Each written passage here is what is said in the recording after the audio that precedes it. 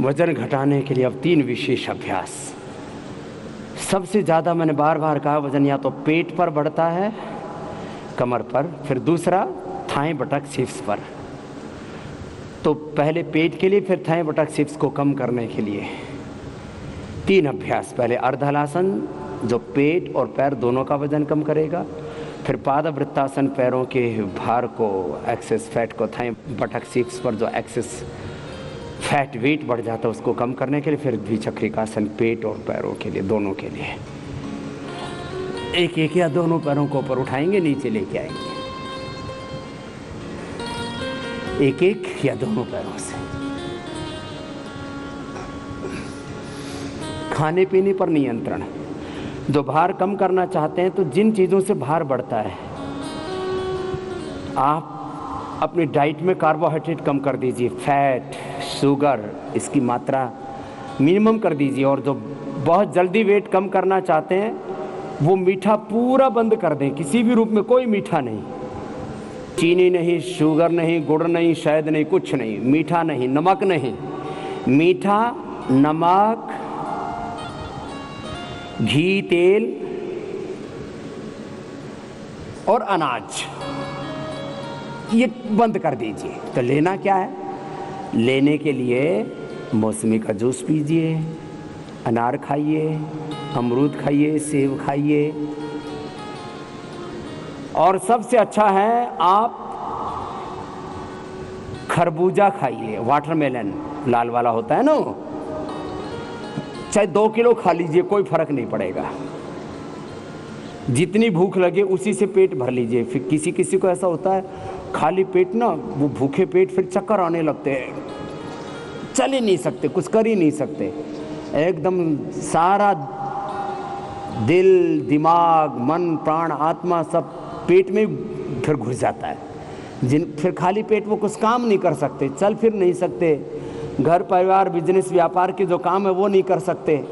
तो कहते स्वामी जी खाली पेट तो रहा नहीं जाता, तो फिर पेट भरो किससे? खरबूजे से। खरबूजा खाओ, लौकी की सब्जी खाओ, लौकी का जूस पियो, सेव का जूस पियो, गाजर का जूस पियो, मोटापा नहीं बढ़ेगा। अनाज बंद कर दो, अनाज बंद कर दो, फिर देखो। और हो सके तो केवल रस पर आ जाओ, इसको बोलते हैं रसाहार। रसाहार, इससे अपने आप ही भार कम हो जाता है। आप करके देखो, एक दिन में हम खाली लौकी का जूस पिलाते हैं, लौकी की सब्जी खिलाते हैं और थोड़े फल दे देते हैं, अनार, सेव आदि। मैंने कहा आपसे 1 किलो से लेकर के 2 किलो तक वेट कम कर देते हैं। बड़ा शून्य बनाते रहे दाएं पैर से, फिर बाएं पैर से, ऐसे 1 किलो से लेकर के 2 किलो तक भार कम कर देते हैं।